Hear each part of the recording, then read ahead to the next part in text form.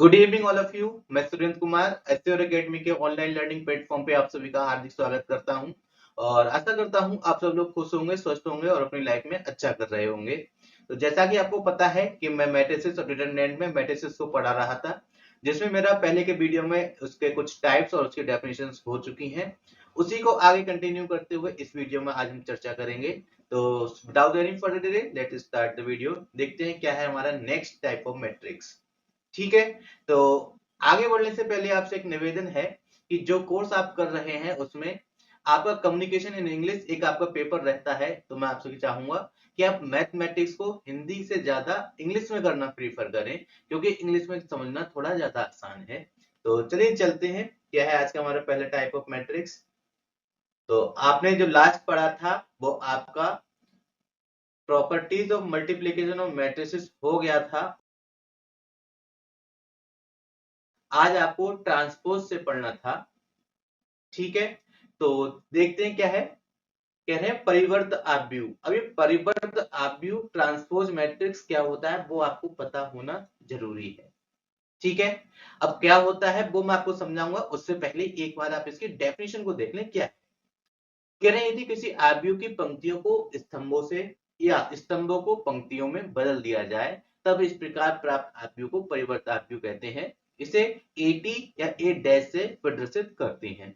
मतलब कि अगर एक आव्यूह में पंक्तियों को मैं स्तंभ बना दूं, मतलब जो मेरे कॉलम्स हैं उनको रोज बना दूं या रोज को मैं कॉलम्स बना दूं, तो इस टाइप से मुझे जो भी एक मैट्रिक्स मिलेगी वो मैट्रिक्स मेरी ट्रांसपोज मैट्रिक्स कहलाएगी। ठीक है। कैसे? मैं एक थोड़ी देर के लिए मान लेता हूं कि मेरे पास एक मैट्रिक्स ए इस टाइप से है जिसके एलिमेंट्स हैं A11, A12, A13, A21, A22, A23, A31, A32, A33। Order क्या होगा आपको पता होना चाहिए। 3 रो और 3 कॉलम है, इसका मतलब इसका ऑर्डर हो जाएगा 3 by 3। ठीक है। तो मुझे इसका ट्रांसपोज निकालना है। ठीक है। ट्रांसपोज निकालना है, कैसे निकालूंगा वो इंपॉर्टेंट है, वो आप देखना। सबसे पहले चेक करो इसका, ये क्या है, ये है इसकी पहली रो। तो पहली रो को क्या करूंगा, पहला कॉलम बना दूंगा, मतलब A11, A12, A13। ठीक है। अब क्या हुआ, अब मैं देखूंगा इसकी दूसरी रो कौन सी है, ये रही इसकी दूसरी रो। अब इस दूसरी रो को क्या करूंगा, दूसरा कॉलम बना दूंगा, मतलब A21, A22, A23। अब मैं देखूंगा कि मेरा तीसरा जो मेरा रो है वो क्या है। तीसरा रो मेरा ये रहा, तो मैं इसको तीसरा कॉलम बना दूंगा, A31, A32, A33। तो इस प्रकार जो मुझे मैट्रिक्स मिली ना, वो मैट्रिक्स मेरी ट्रांसपोज मैट्रिक्स या परिवर्त आव्यूह कहलाएगा, जैसा कि इन्होंने यहाँ पर लिखा हुआ है। ठीक है। आई होप आपको इतनी बात समझ में आई होगी कि जो कॉलम्स हैं उनको रो बना दूं या जो रोज हैं उसको कॉलम बना दूं, या फिर मैं आम भाषा में कहूं जो लेटे हुए हैं उनको खड़ा कर दो और जो खड़े हुए हैं उनको लेटा कर दो। तो इस प्रकार से जो आपको मैट्रिक्स मिलेगी वो आपकी परिवर्ताव्यूह होगी। लेकिन याद रखना, एक बार में एक ही प्रकार का ऑपरेशन आप उपयोग कर सकते हैं। मतलब कि अगर लेटे हुए को खड़ा कर रहे हैं तो सभी जगह लेटे हुए खड़े किए जाएंगे, और अगर खड़े हुए को लिटाया जाएगा तो जितने भी खड़े हुए हैं उनको आप लिटाएंगे। ठीक है। ऐसा नहीं है कुछ को खड़े हैं तो उनको लिटा दिया और जो लेटे हुए उनको खड़ा कर दिया, नहीं। एक बार में एक ही ऑपरेशन यूज करेंगे। चाहो तो आप कॉलम्स को रो में बना दो, ठीक है, इतना कर लीजिए। अगर आपका मन नहीं है तो आप जो रोज हैं उनको कॉलम बना दो। याद रखना एक बार में एक ही करना है। जैसे एक मैट्रिक्स यहाँ पे दे रखी है A1 2 3 4 5 6, एक 2 by 3 की एक मैट्रिक्स है। तो मुझे इसका क्या करना है कि ये जो है मेरा रो, इसको मैं कॉलम बनाऊंगा जैसा कि यहाँ पे बनाया हुआ है। जो दूसरा मेरा रो है 4 5 6, उसको कॉलम बना दूंगा। तो इस प्रकार मेरे पास कितने इसमें हो जाएंगे, एक रो, दो रो और तीन रो। इसका ऑर्डर हो गया 3 by 2। ठीक है। ये 3 by 3 का एक स्क्वायर मैट्रिक्स था, इसलिए इसके ऑर्डर पे कोई भी फर्क नहीं पड़ा। लेकिन इसका ऑर्डर जो है स्क्वायर मैट्रिक्स नहीं है, एक आपकी हॉरिजॉन्टल मैट्रिक्स है, क्षैतिज आव्यूह है। तो क्षैतिज आव्यूह का जब डैश निकालेंगे तो वह कैसा हो जाएगा आपका, आपका वर्टिकल हो जाएगा। ठीक है, ये कैसा है आपका हॉरिजॉन्टल। क्षैतिज आव्यूह ऊर्ध्वाधर आव्यूह में कन्वर्ट हो जाएगा। तो ये हो गया आपका परिवर्त आव्यूह। आई होप आपको परिवर्त आव्यूह तो समझ में आ ही गया होगा। इस पर मैं इतना टाइम इसलिए दे रहा हूं क्योंकि सारा जो है आपका इनवर्स इसी पर बेस्ड है, क्योंकि इनवर्स के लिए आपको एडजॉइंट निकालना पड़ेगा। चलिए बात करते हैं नेक्स्ट टाइप ऑफ मैट्रिक्स क्या है हमारा, सममित आव्यूह। अब इस सममित आव्यूह क्या होता है ये थोड़ा सा इंपॉर्टेंट है। ठीक है, इंपॉर्टेंट क्यों है, क्योंकि इसमें भी ट्रांसपोज का यूज होना है। बात कर रहे हैं सिमेट्रिक मैट्रिक्स सममित आव्यूह की। चलिए एक बार इसकी परिभाषा देखते हैं, परिभाषा क्या है।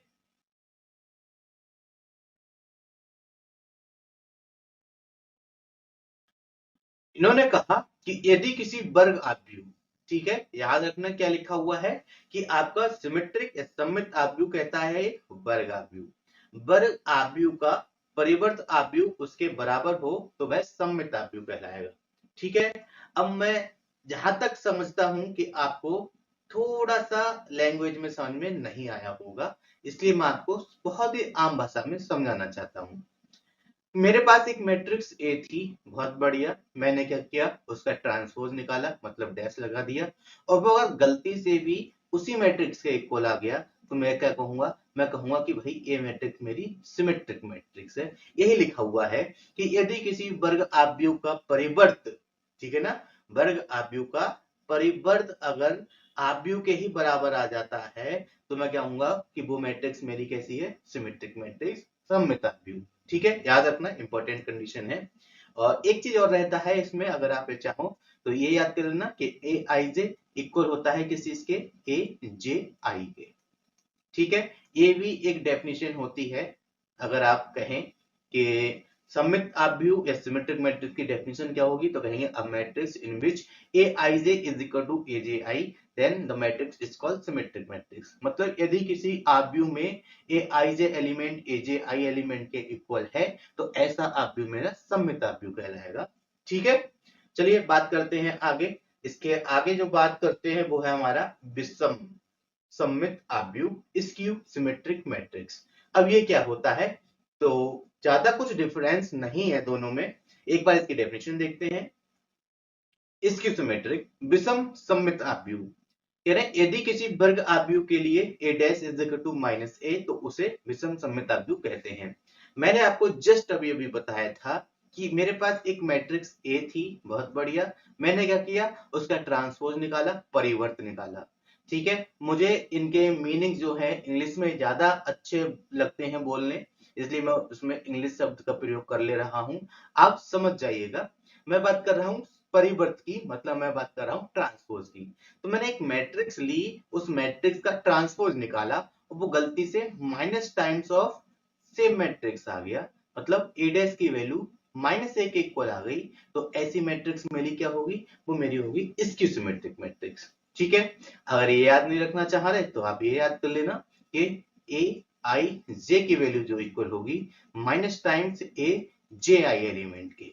जैसा कि मैंने आपको सिमेट्रिक में बताया था, सेम आपका स्क्यू सिमेट्रिक में है, बस एक माइनस एक्स्ट्रा आ जा रहा है। लेकिन इसकी खास बात क्या है, इसकी खास बात यह है कि इसके सारे जो डायगोनल के एलिमेंट होंगे वो आपके जीरो होते हैं। ठीक है ना, विकर्ण के जो मेन विकर्ण जो होता है, विकर्ण के अवयव कैसे होंगे, आपके शून्य होंगे। ठीक है, ये इसका स्पेशल केस है कि आपके विषम सममित आव्यूह इसकी सिमेट्रिक मैट्रिक्स के विकर्ण के जितने भी अवयव होंगे, एलिमेंट्स होंगे, वो सारे के सारे कैसे होंगे, शून्य होंगे, जैसा कि यहाँ पे आप लिखा हुआ देख पा रहे हैं। तो मैंने एक मैट्रिक्स कंसीडर किया, क्या है कि 0 0 0। ठीक है, यहां से लिया मैंने माइनस ए, तो ये ले लिया मैंने ए। ठीक है, यहाँ पे लिया मैंने माइनस बी, तो मैंने यहाँ ले लिया बी। यहाँ पे लिया मैंने सी, तो यहाँ पे ले लिया मैंने माइनस सी।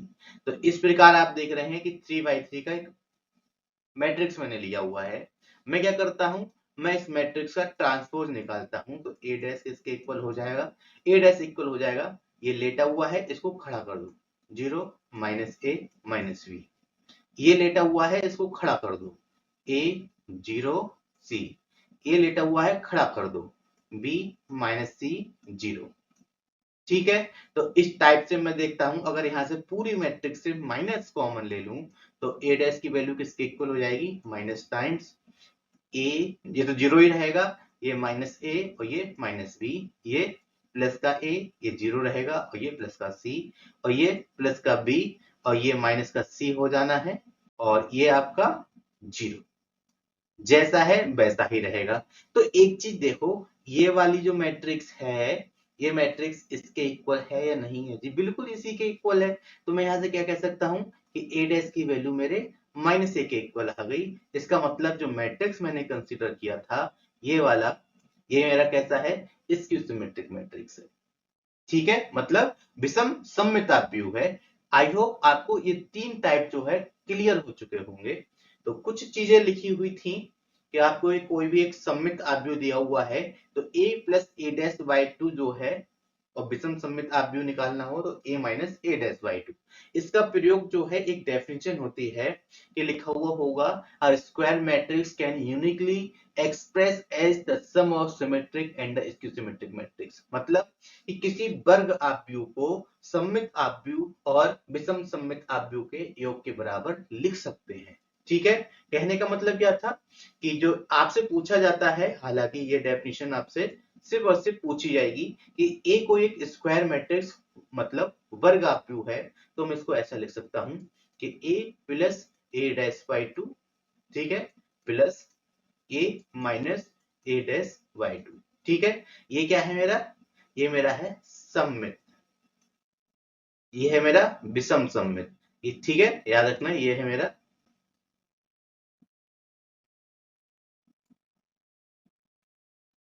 सिमेट्रिक मतलब सममित, और यह है मेरा स्क्यू सिमेट्रिक मैट्रिक्स। ठीक है, जैसा कि मैंने आपको बोला कि एक स्क्वायर मैट्रिक्स को, वर्ग आव्यूह को सममित आव्यूह और विषम सममित आव्यूह के योग के बराबर लिख सकते हैं। ये आपकी एक थ्योरम कहती है। आई होप आपको इतना क्लियर होगा। लंबकोणीय आव्यूह, अब ये क्या होता है, लंबकोणीय आव्यूह का मतलब होता है आपका ऑर्थोगोनल मैट्रिक्स। एक्चुअली ये कुछ और नहीं बल्कि एक छोटी सी कंडीशन है। वो क्या, कि ये कह रहे हैं कि आपने क्या किया, एक मैट्रिक्स ली, ओके, उसका ट्रांसपोज निकाल के उसके साथ गुणा कर दिया, और उसकी वैल्यू अगर आई के इक्वल आ जाती है, आई मतलब आइडेंटिटी मैट्रिक्स, तो क्या कहेंगे, ऐसी मैट्रिक्स हमारी लंबकोणीय आव्यूह होगी। कह रहे हैं यदि ए एक वर्ग आव्यूह हो तो वह लंबकोणीय आव्यूह कहलाएगी जब ए इंटू ए डैश की वैल्यू आई के इक्वल हो, या फिर ए डैश इंटू ए की वैल्यू किसके इक्वल हो, आई के इक्वल हो।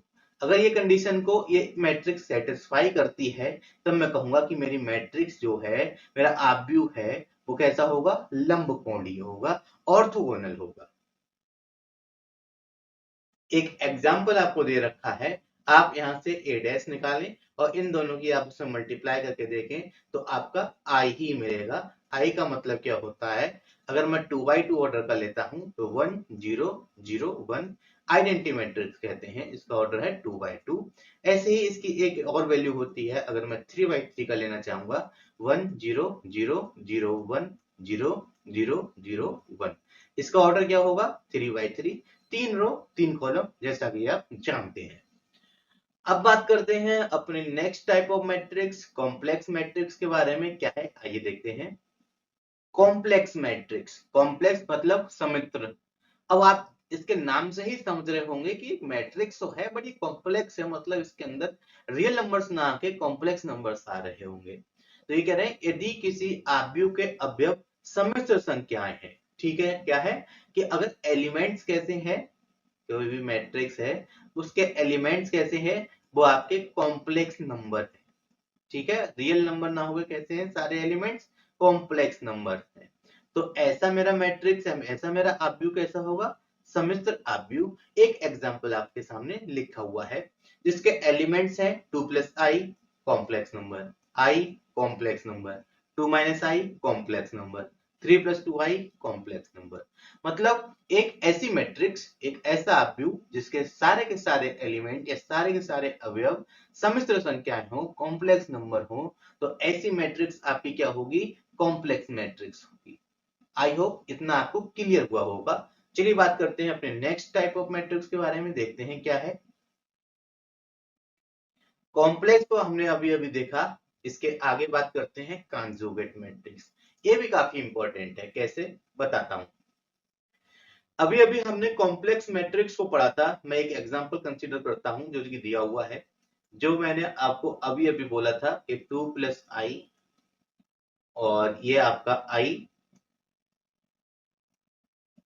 और ये आपका 3 प्लस 2i, और ये आपका 2 माइनस आई। यही तो मैंने एग्जांपल लिया था ना। मैं एग्जांपल में कोई चेंज नहीं करना चाहता, जिससे कि आपको अच्छे से समझ में आए। बात करते हैं हम कंजुगेट मैट्रिक्स की। तो पहले इसकी परिभाषा देख लेते हैं। कह रहे हैं किसी सम्मिश्र आव्यूह के अवयवों को उसके संगत संयुग्मी अवयव से बदलने से जो प्राप्त आव्यूह होगा वो आपका संयुग्मी आव्यूह कहलाएगा। इसे ए बार से प्रदर्शित या सूचित करते हैं। कहने का क्या मतलब हुआ? सबसे पहले रिप्रेजेंटेशन, मतलब उसका प्रदर्शित किससे करते हैं वो देख लेते हैं। तो मैं लिखूंगा ए बार, इसको बार बोलते हैं, छोटा सा ऊपर माइनस लगा दो, उसको बार कहते हैं। तो ए बार का मान किसके इक्वल होगा? उससे पहले मैं एक चीज आपको बता देना चाहता हूं कि मेरे पास कोई कॉम्प्लेक्स नंबर z हुआ करता था x प्लस आई वाई। ठीक है, x और y कैसे होते हैं? x y जो है वो आपके रियल नंबर होते हैं, जबकि z जो है वो क्या होता है? आपका कॉम्प्लेक्स नंबर। ठीक है, ये चीज इंपॉर्टेंट है। x real, y real, but in दोनों का जोड़ कर लो, बीच में एक i ले लो, तो मेरा z कैसा हो जाता है? z मेरा कॉम्प्लेक्स हो जाता है। ठीक है, तो मैं इसका संयुग्मी फाइंड आउट करूं। ठीक है, संयुग्मी अगर मैं इसका फाइंड आउट करूं, संयुग्मी मतलब कॉन्जुगेट। ठीक है, तो कॉन्जुगेट कैसे निकालते हैं? कॉन्जुगेट निकालने का तरीका ये है कि जहां पर भी आई आ रही हो उसको माइनस आई से आप बदल दो। ठीक है, और इसको प्रदर्शित करते हैं एक बार लगा के। तो जेड बार की वैल्यू किसके इक्वल हो जाएगी? एक्स माइनस आई वाई। क्या था? आई को माइनस आई से बदल दो, जैसा कि मैंने आपके सामने बदल के दिखा दिया। तो ये हो गया किसी भी कॉम्प्लेक्स नंबर का कॉन्जुगेट। तो मैं बात कर रहा हूं किसी नंबर की नहीं, बल्कि मैं मैट्रिक्स के कॉन्जुगेट संयुग्मी की बात कर रहा हूं। इसका मतलब ये हो गया कि मैट्रिक्स के सारे एलिमेंट जो हैं, उन एलिमेंट्स का अगर मैं कॉन्जुगेट ले लूं, संयुग्मी निकाल लूं, तो उनको मैट्रिक्स में पुट कर दूं, तो मुझे एक संयुग्मी मैट्रिक्स, संयुग्मी आव्यूह मिल जाएगा। वही मैं करने वाला हूं। जैसे 2 प्लस आई है, मैं इसका कॉन्जुगेट निकालूं, क्या आएगा? 2 माइनस आई। एक्चुअली ये आई नहीं होता, इसको आयोटा बोलते हैं, कॉम्प्लेक्स नंबर में आयोटा कहते हैं। लेकिन हम आपको समझने और सुनने में थोड़ा आसान और अच्छा लगे, इसलिए मैं इसको आई बोल दे रहा हूं। मोस्ट ऑफ द टीचर इसको आई ही बोलते हैं, बट समझाते हैं कि ये आई नहीं बल्कि आपका आयोटा है। अब ये आई है, आई को किससे बदलना है? माइनस आई से। ओके, अब इस वाले को क्या करना है? आई की जगह माइनस आई लगा दो, और ये 2 माइनस आई है तो 2 माइनस माइनस आई। ठीक है, तो माइनस माइनस क्या हो जाएगा आपका? माइनस माइनस प्लस हो जाता है। तो 2 माइनस आई, 3 माइनस 2i, और 2 प्लस आई। तो ये जो मैट्रिक्स मुझे मिली, ये मैट्रिक्स मेरी क्या कहलाएगी? ये ए बार से प्रदर्शित करूंगा, और ये कहलाएगी इस ए की संयुग्मी या कॉन्जुगेट मैट्रिक्स। आई होप आपको इसमें किसी प्रकार का कोई भी डाउट नहीं होगा। ऐसा मैं आपसे उम्मीद कर सकता हूं कि आपको चीजें समझ में आ रही होंगी। चलिए बात करते हैं अपने नेक्स्ट आर्ग्यू के बारे में। बात कर रहे हैं कॉन्जुगेट ट्रांसपोज मैट्रिक्स। ठीक है, तो मैं कॉन्जुगेट ट्रांसपोज को एक बार डेफिनेशन को पढ़ लेते हैं, उसके बाद मैं आपको इसको अलग से एक्सप्लेन करूंगा। कह रहे हैं क्या? कॉन्जुगेट ट्रांसपोज मैट्रिक्स, संयुग्मी परिवर्त आव्यूह। ठीक है, तो एक आव्यूह जिसमें संयुग्मी हो और उसका परिवर्त हो, मतलब एक आव्यूह में एक बार में दो चीजें हो रही हैं, तो ऐसा आव्यूह क्या हो गया आपका? संयुग्मी परिवर्त आव्यूह। एक बार देखते हैं। सम्मिश्र आव्यूह ए, कोई एक कॉम्प्लेक्स आव्यूह है ए, उसके संयुग्मी ए बार का अगर आप ट्रांसपोज परिवर्त आव्यूह निकाल लें, तो ए का संयुग्मी परिवर्त आव्यूह कहते हैं। डेफिनेशन आप पढ़ सकते हैं इसको। ए थीटा या ए एस्ट्रिक, ये इस बोलने में तो ये स्टार बोलेंगे, लेकिन असल में इसको एस्ट्रिक बोला जाता है। तो ए थीटा या ए एस्ट्रिक बोलते हैं। ठीक है, तो यहां से थोड़ा सा समझ लेते हैं। एक चीज इंपॉर्टेंट है और लिखी हुई भी है, ये ए थीटा या फिर मैं कहूं ए एस्ट्रिक एक ही बात है। क्या है कि मैंने एक मैट्रिक्स ली, ठीक है, उसका क्या किया, पहले ट्रांसपोज निकाल लिया। ट्रांसपोज निकालने के बाद क्या किया मैंने, उसका कॉन्जुगेट निकाल लिया। ठीक है, तो मैं ये इतना सारा काम करूं या ये करूं, एक ही बात है। ठीक है, या फिर मैं क्या करूंगा कि ए एस्ट्रिक इक्वल होगा किस चीज के, मैंने एक मैट्रिक्स ली, कॉन्जुगेट मैट्रिक्स। ठीक है, मैंने पहले उसका कॉन्जुगेट निकाल लिया। ठीक है, ये कॉम्प्लेक्स मैट्रिक्स, अगर मैंने गलती से कॉन्जुगेट बोल दिया, या एक मैंने कॉम्प्लेक्स मैट्रिक्स ली, उस कॉम्प्लेक्स मैट्रिक्स का मैंने कॉन्जुगेट निकाला। कॉन्जुगेट निकालने के बाद मैं अगर उसका ट्रांसपोज निकाल दूं, तो इस प्रकार से मुझे जो मैट्रिक्स मिलेगी उसे क्या कहूंगा, मैं कहूंगा उसको कॉन्जुगेट ट्रांसपोज मैट्रिक्स। ठीक है, कैसे करेंगे एक बार उसको समझ लेते हैं। मैंने एक एग्जांपल लिया, ये मेरी एक कॉम्प्लेक्स मैट्रिक्स है, जैसा कि मैं आपको ऊपर एक्सप्लेन कर चुका हूं। मैं क्या करूंगा, इसका पहले कॉन्जुगेट निकालूंगा ए बार। ठीक है, आई को माइनस आई से चेंज कर दो, आई की जगह क्या लिख दो, माइनस आई। तो यहाँ पे लिखूंगा तो ये हो जाएगा 1+2i, 3 - 4i, और 4+i, और 2 - 3i। तो ये क्या हो गया आपका, ये हो गई आपकी कॉन्जुगेट मैट्रिक्स। ठीक है, कॉन्जुगेट मैट्रिक्स। हिंदी आप लिख ही रहे होंगे, इंग्लिश थोड़ा सा मैं लिख देता हूं। अब क्या किया आपने, आधा काम हो गया। अब मैं इसका ट्रांसपोज और फाइंड आउट कर लूं, मतलब जो लेटे हैं उनको खड़ा कर दूं, और जो खड़े हैं उनको लिटा दूं। ठीक है, एक बार में एक ही काम करना है। तो मैं लेटे हुए को खड़ा कर रहा हूं। 1+2i, 1+2i, 3 - 4i, तो 3 - 4i यहाँ पर आ जाएगा। ये 4+i यहाँ पर आ जाएगा, और ये अपनी जगह पर ऐसा ही रहेगा। तो ये इधर के उधर चेंज करके, ये लेटे हुए थे वो खड़े हो गए, ये भी लेटा हुआ था वो भी खड़ा हो गया। तो इस प्रकार से आपको क्या मिला कि ए कॉन्जुगेट का ट्रांसपोज, इसको प्रदर्शित करेंगे ए थीटा से, या प्रदर्शित करेंगे ए एस्ट्रिक से। ठीक है, तो इसके नाम में ही छुपा हुआ है कॉन्जुगेट ट्रांसपोज। कॉन्जुगेट निकालो और ट्रांसपोज निकालो उसी मैट्रिक्स का, कोई सा पहले निकाल सकते हो। ये मैंने आपको लिखा के दिखाया हुआ ही है कि आपका मन है, पहले चाहे आप कॉन्जुगेट या ट्रांसपोज निकालो, उसके बाद कॉन्जुगेट निकाल लो, या फिर आप ऐसा काम करें कि पहले कॉन्जुगेट निकाल लें, उसके बाद उसका ट्रांसपोज निकाल लो। बात एक ही है, और वो क्या होगा, कॉन्जुगेट ट्रांसपोज। चलिए बात करते हैं अपनी अगली मैट्रिक्स, हर्मिशियन मैट्रिक्स के बारे में। अभी हर्मिशियन क्या है, ये काफी इंपॉर्टेंट है, थोड़ा सा समझने की कोशिश करना। जैसे मैंने आपको सिमेट्रिक बताया था, स्क्यू सिमेट्रिक बताया था, ठीक है, सेम वैसा ही आपका हर्मिशियन है। क्या डिफरेंस है वो बाद में बात करते हैं, पहले इसकी डेफिनेशन को देखते हैं। हर्मिशियन मैट्रिक्स क्या होती है, कह रहे हैं यदि किसी सम्मिश्र आव्यूह अपने ही संयुग्मी परिवर्त आव्यूह के बराबर हो, अर्थात ए थीटा या ए एस्ट्रिक का मान ए के बराबर हो, तो उसे हम हर्मिशियन मैट्रिक्स कहते हैं। मैं पहले यहाँ आपको एक चीज बता देता हूं कि मैंने आपको सामने सिमेट्रिक को पढ़ा था। वो क्या था कि मैंने एक मैट्रिक्स ली, उसका ट्रांसपोज निकाला, अगर वो उसी के इक्वल आ गया तो ऐसे मैट्रिक्स मेरी सिमेट्रिक कहलाती थी। अब क्या कर रहा हूं, मैंने एक मैट्रिक्स ली, ओके, उसके बाद मैंने उसका कॉन्जुगेट ट्रांसपोज निकाला। ठीक है, अगर वो उसी के इक्वल आ जाता है तो मेरी मैट्रिक्स कैसी होगी, हर्मिशियन। कितना सा फर्क है, पहले मैं ट्रांसपोज निकाल रहा था, इस बार उसका कॉन्जुगेट ट्रांसपोज निकाल रहा हूं। अगर वो उसी के इक्वल आ जाता है तो मेरी मैट्रिक्स हर्मिशियन मैट्रिक्स होगी, और इसी का उल्टा स्क्यू हर्मिशियन मैट्रिक्स। ठीक है, जैसा कि मैंने आपको पहले बताया था कि स्क्यू हर्मिशियन क्या था, सॉरी स्क्यू सिमेट्रिक क्या था,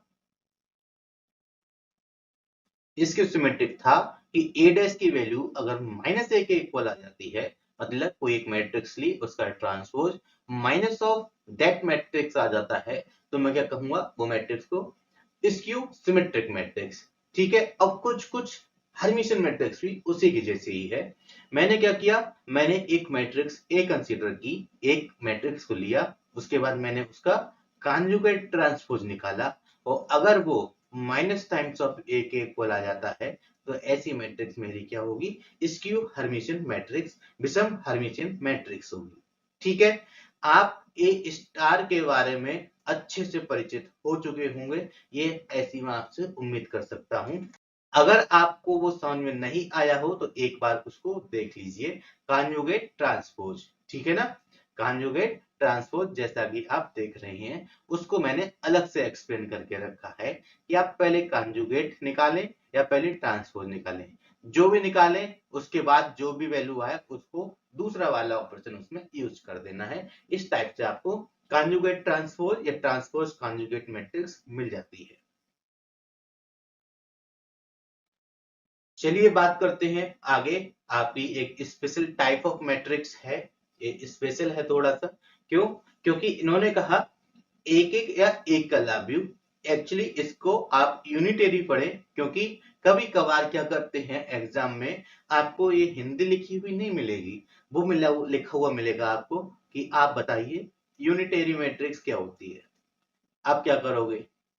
इंग्लिश आपने पढ़ी नहीं, हिंदी आपको पता है, हिंदी उन्होंने दी नहीं, देवनागरी में उन्होंने लिख के दे दिया। अब क्या करोगे आप या तो छोड़ दोगे या तो ये बोलो कि हमें समझ में ही नहीं आया। तो याद कर रखना, आप मैथ में थोड़ा इंग्लिश को पढ़े, यूनिटरी मैट्रिक्स। तो अगर किसी मैट्रिक्स ली, मैंने एक मैट्रिक्स ए लिया, उसकी गुणा कर दी किस चीज से? उसी के एस्ट्रिक्स से, और इसकी वैल्यू अगर आई के इक्वल आ गई। अब ये मैट्रिक्स कुछ कुछ आपकी ऑर्थोगोनल जैसी है। जैसे मैंने बोला था कि a इंटू ए डैश की वैल्यू आई के इक्वल आ जाती है, या ए डैश इंटू ए की वैल्यू आई के इक्वल आ जाती है। तो मेरी मैट्रिक्स कैसी थी? मेरी मैट्रिक्स थी ऑर्थोगोनल। ठीक है। अब मैंने वही यहाँ इस पे ए डैश की जगह पे ए स्टार ले लिया। अगर इसकी वैल्यू आई के इक्वल आ जाती है तो ऐसी मैट्रिक्स, मेरी मैट्रिक्स कैसी होगी? ये ऐसी मैट्रिक्स मेरी यूनिटरी मैट्रिक्स होगी। ठीक है, आप लिखा हुआ देख पा रहे हैं। अब बात करते हैं सिंगुलर। एक्चुअली ये सिंगुलर मैट्रिक्स थोड़ा सा डिटरमिनेंट पढ़ाने के बाद बताता तो ज्यादा अच्छा रहता, लेकिन यहाँ पर आ गई है तो इसको इंट्रोड्यूस तो मैं कर ही देता हूँ। कहे सिंगुलर मैट्रिक्स अव्युत्क्रमणीय आव्यूह। यदि किसी वर्ग आव्यूह के सारणिक का मान 0 हो। अब मैंने आपको अभी तक सारणिक के बारे में नहीं बताया है, कोई बात नहीं, आप एक काम करें तब तक इसको थोड़ा सा समझ लें। सारणिक मान कैसे निकालते हैं, सारणिक क्या होता है। मेरे पास एक मैट्रिक्स थी, तो मैट्रिक्स को मैं किस टाइप से लिखता था? ऐसे A11, A12, A21 और A22, ये बड़ी ब्रैकेट के अंदर लिखा करता था। ठीक है, मुझे लेना है इसका सारणिक मान। ये अभी तो ये आपका आव्यूह है, मुझे इस आव्यूह का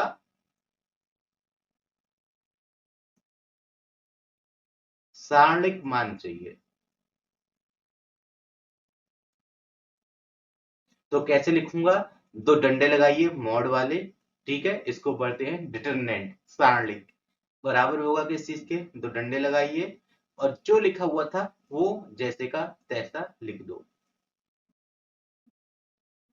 ठीक है, बस बड़ी ब्रैकेट हटा के उसकी जगह ये दो डंडे लगा दो तो आपको क्या मिल जाएगा? सारणिक का।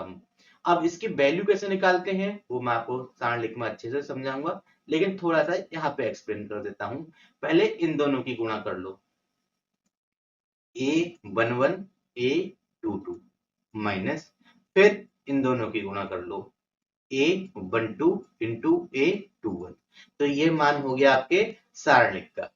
तो इन्होंने कहा कि अगर मॉड ऑफ ए की वैल्यू आपकी, कि अगर आपके सारणिक का मान, किसी भी आव्यूह के सारणिक का मान, दैट इज मॉड ऑफ ए का मान 0 होता है, तो ऐसी मैट्रिक्स मेरी कैसी कहलाती है? वो ऐसी मैट्रिक्स मेरी सिंगुलर मैट्रिक्स कहलाती है। याद रखना, ये आपकी पूछी जाती है। ठीक है, सिंगुलर मैट्रिक्स। वहीं अगर मॉड ऑफ ए की वैल्यू 0 के इक्वल नहीं आती है, कुछ भी आ जाए हमें मतलब ही नहीं है, बस 0 ना आए, तो ऐसी मैट्रिक्स क्या होगी? वो आपकी नॉन सिंगुलर मैट्रिक्स कहलाएगी। आई होप इतना आपको क्लियर हुआ होगा। और एक चीज याद रखना, जितनी भी आपकी नॉन सिंगुलर मैट्रिक्स होती हैं उनके इनवर्स जो है, ठीक है, वो एग्जिस्ट करते हैं। अब इनवर्स का मतलब व्युत्क्रम। ठीक है, व्युत्क्रम या इनवर्स, इनवर्स इनके निकल सकते हैं। वहीं जितनी भी आपकी सिमिलर मैट्रिक्स होंगी इनके इनवर्स नहीं निकलते। ठीक है, ये छोटी छोटी चीजें हैं लेकिन ये इंपॉर्टेंट है, याद रखना। जिसकी मॉड की वैल्यू 0 आ जाए उसका इनवर्स नहीं निकल सकता, या जिसके सारणिक का मान 0 आ जाए उसका इनवर्स आप नहीं निकाल सकते, और जिसके सारणिक का मान 0 नहीं आता है उनका आप इनवर्स निकाल सकते हैं। इतनी बात आपको क्लियर हो चुकी होगी। अब यहां से हम आगे बात करते हैं, हम जा रहे हैं अपने मेन टॉपिक, वो है आपका क्या, एडजॉइंट।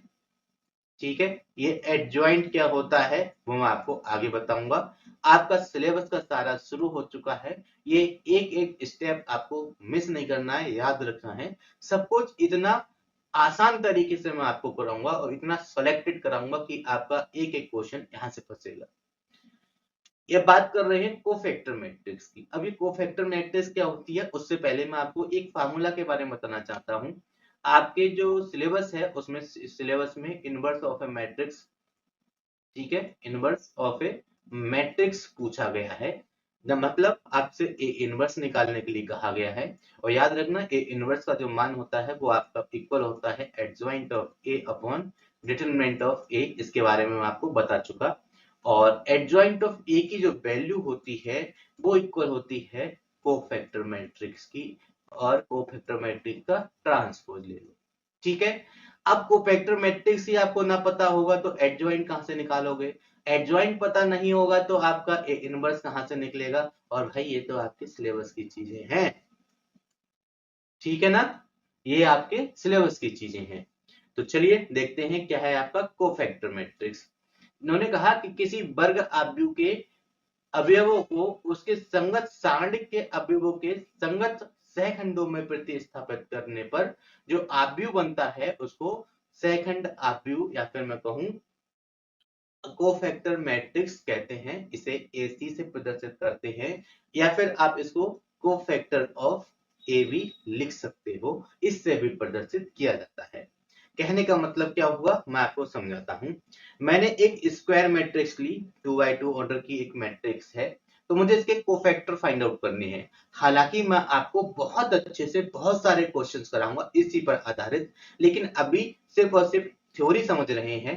ये थ्योरी का आज आपका लास्ट होगा मैट्रिसेस का। इसके बाद आपके सिर्फ और सिर्फ क्वेश्चंस और उसकी प्रैक्टिस चलाई जाएगी। जितना भी कॉन्सेप्ट था आज के इस वीडियो में खत्म कर दिया जाएगा।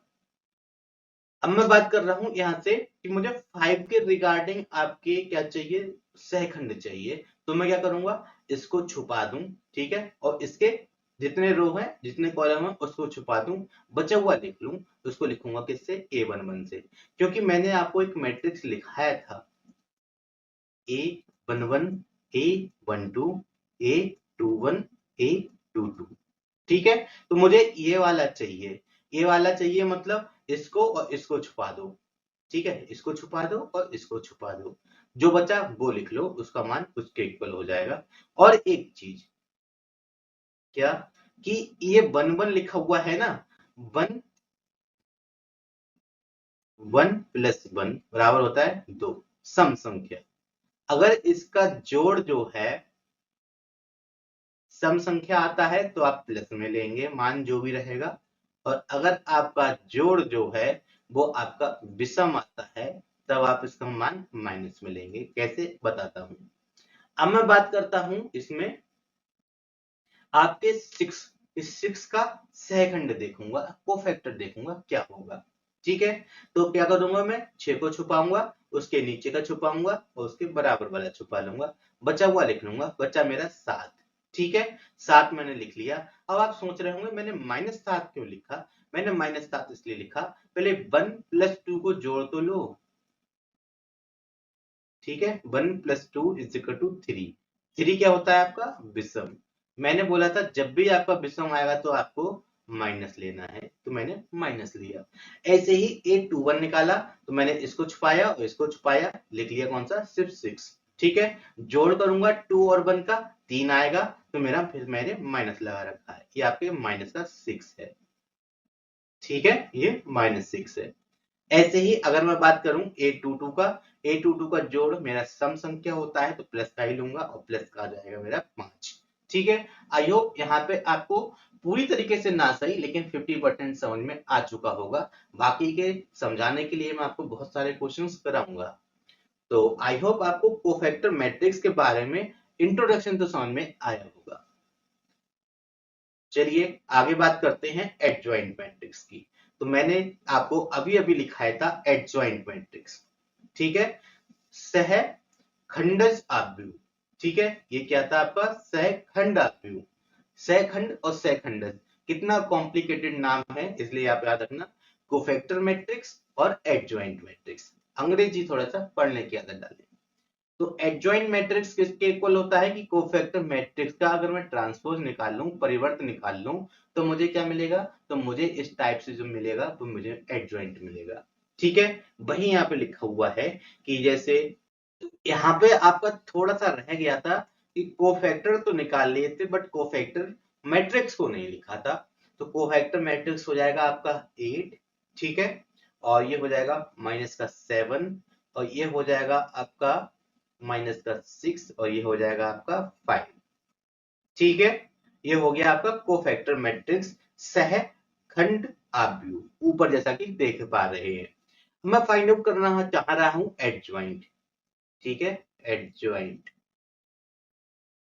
ऑफ ए, शॉर्ट में आप इसको एडीजे लिखेंगे, एडीजे ऑफ ए, ये प्रदर्शित करता है एडजॉइंट को। ठीक है, तो एडजॉइंट किसके इक्वल था, मैंने आपको अभी अभी लिखाया था कि एडजॉइंट जो है आपके कोफिशिएंट मैट्रिक्स या कोफैक्टर मैट्रिक्स के ट्रांसपोज के इक्वल होता है। कोफैक्टर मैट्रिक्स ये है तो मुझे निकालना है क्या, कोफैक्टर मैट्रिक्स ऑफ ए का ट्रांसपोज। ट्रांसपोज का मतलब क्या होता है भाई, जो लेटे हैं उनको खड़ा कर दो। ठीक है, ये 8 - 7 लेटे हुए थे, मैंने खड़े कर दिए। ठीक है, उसके बाद क्या करना है, फिर से यही काम करना है, जो लेटे हैं उनको खड़ा कर दो। तो -6 और 5। तो ये आपको मिला इस प्रकार से एडजॉइंट ऑफ ए की वैल्यू क्या हो गई, एडजॉइंट ऑफ ए आपका इक्वल हो गया 8 - 6 -7 और 5। मैं आपको बहुत आराम से, प्यार से और बहुत ही स्लो तरीके से पढ़ा रहा हूं, जिससे कोई भी कॉन्सेप्ट आपका मिस ना हो। क्योंकि एक बार कॉन्सेप्ट मिस हो गया उसके बाद आप लाख प्रैक्टिस कर लें, वो चीजें आपको समझ में नहीं आएंगी। ये कुछ प्रॉपर्टीज हैं आपकी एडजॉइंट से संबंधित। हालांकि इन प्रॉपर्टीज में और भी प्रॉपर्टीज हैं जिनको मैं इंक्लूड करूंगा, लेकिन उसको नेक्स्ट वीडियो में इंक्लूड करूंगा। कुछ प्रॉपर्टीज हैं, पढ़ लीजिए। सबसे पहले तो ये होती है कि एडजॉइंट ऑफ ए बी जो है इक्वल होता है किस चीज के, ए और बी की गुणा करने के बाद अगर मैं उसका एडजॉइंट निकालूं तो मैं ऐसा भी कर सकता हूं, पहले एडजॉइंट ऑफ बी निकाल लूं और उसकी गुणा कर लूं एडजॉइंट ऑफ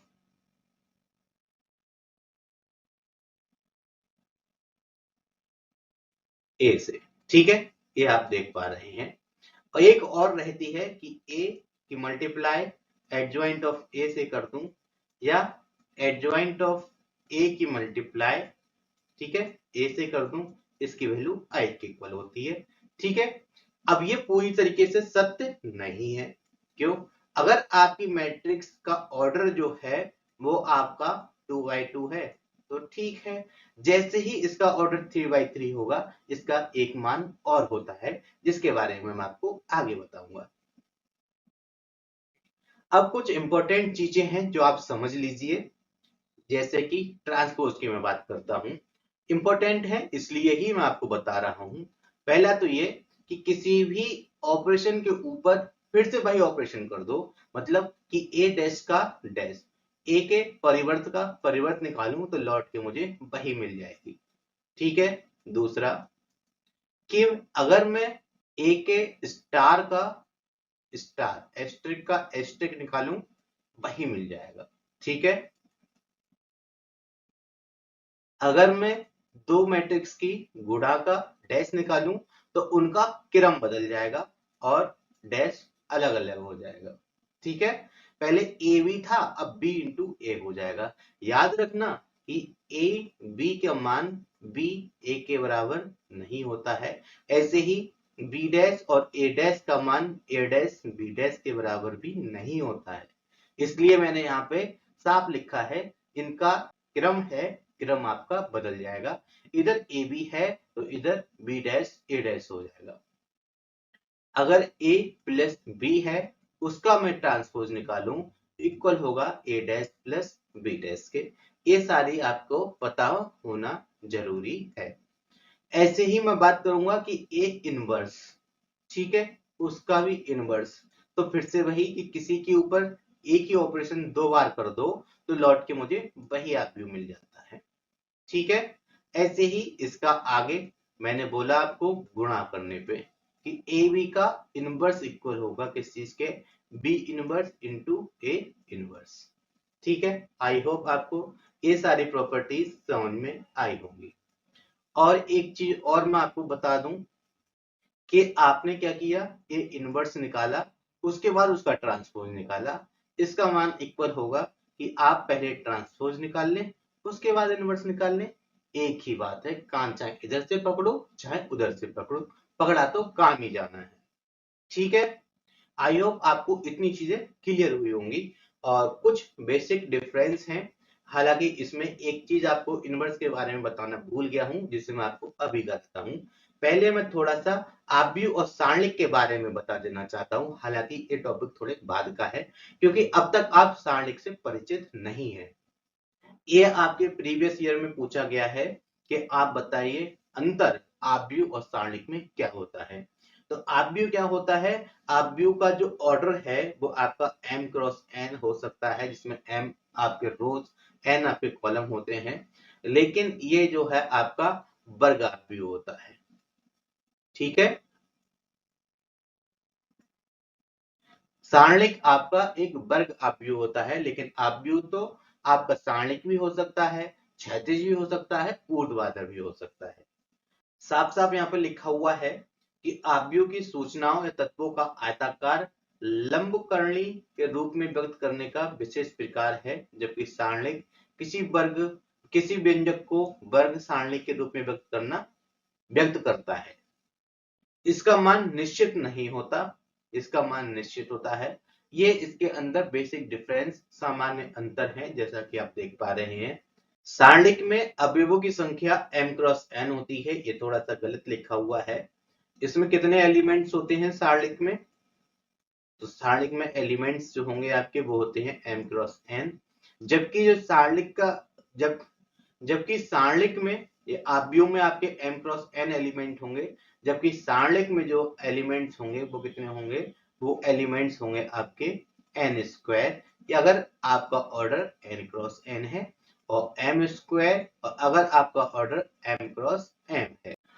एक चीज और इंपॉर्टेंट है कि किसी भी आव्यूह में जब आप किसी संख्या से गुणा करते हैं तो वो आपके प्रत्येक अवयव के साथ गुणा की जाती है, जबकि सारणिक में ऐसा नहीं होता। सारणिक में अगर आपने किसी संख्या से गुणा की है तो वो गुणा या तो किसी एक रो के सभी एलिमेंट से होगी या एक कॉलम के सभी एलिमेंट से होगी, जैसा कि आप लिखा हुआ देख पा रहे हैं कि इसमें अदिश से गुणा करने पर किसी एक पंक्ति या किसी एक स्तंभ के सभी अवयवों में गुणा होती है।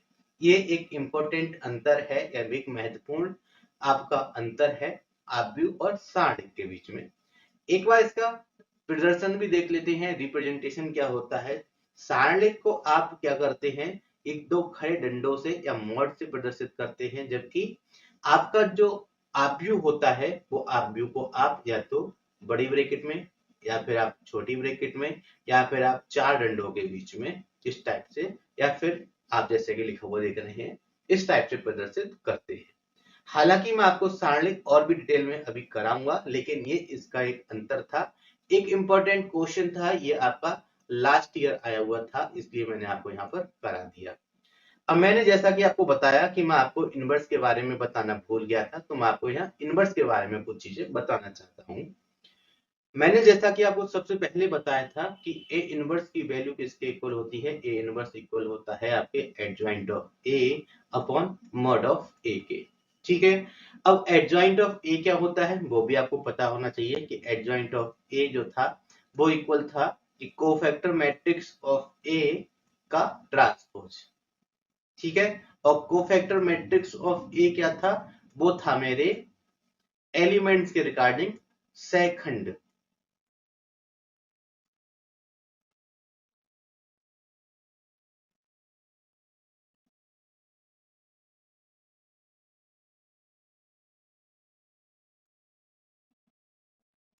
A22, ठीक है।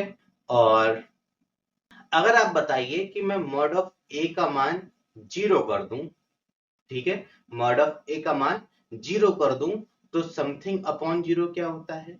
अगर मैं ऐसा करता हूं तो आप कहेंगे सर ए इनवर्स का मान जो है एडजॉइंट ऑफ ए अपॉन 0 या फिर इंफिनिटी या फिर नॉट डिफाइन हो जाएगा, ठीक है, यही तो कहेंगे ना। अब मैं इंफिनिटी तो मैं नहीं कहूंगा, मैं क्या कहूंगा, नॉट डिफाइन। इसका मतलब क्या हो गया कि भाई किसी चीज को आप डिफाइन ही नहीं कर सकते, डिफाइन नहीं कर सकते तो वो एग्जिस्ट ही नहीं करेगी। इसका मतलब ये होता है अगर किसी भी आव्यूह में उसका सारणिक का मान 0 आ जाता है, इसका मतलब ये होता है कि उसका इनवर्स जो है वो आपका अस्तित्व में नहीं है, ठीक है। ये सारी कंडीशन आपकी इंपॉर्टेंट हैं, क्वेश्चन में पूछी जाती हैं। वहीं अगर आपको मैं कहूं कि मॉड ऑफ ए का मान अगर 0 के इक्वल नहीं है, ये आपका क्या था, ये आपकी सिंगुलर मैट्रिक्स थी, जहां तो आप पीछे जाके देख सकते हो। ये आपकी क्या है, ये आपकी नॉन सिंगुलर मैट्रिक्स है। वहां पर भी मैंने आपको एक्सप्लेन किया था, लेकिन तब मैं आपको इनवर्स के बारे में नहीं बताया था। तो मॉड ऑफ ए की वैल्यू अगर 0 के इक्वल नहीं है, तब क्या कहेंगे कि हाँ भाई अब मेरा जो ए इनवर्स है वो अस्तित्व में है, मतलब उसका कुछ ना कुछ मान निकलेगा ही निकलेगा।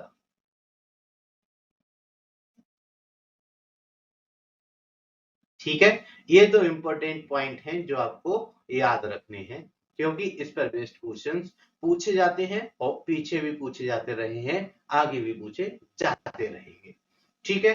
तो आई होप आपको इतनी सारी चीजें क्लियर हुई होंगी, और कुछ एक चीजें छूट जाती हैं जो अभी याद नहीं आ रही हैं, जैसे ही देखूंगा उसको सिलेबस के अंदर, उसको नेक्स्ट वीडियो में इंक्लूड कर दूंगा। लेकिन मेरे हिसाब से जो आपका आज का मैट्रिसेस का सिलेबस था वो आपका खत्म हो चुका है, लेकिन सिर्फ और सिर्फ आपकी कॉन्सेप्ट का।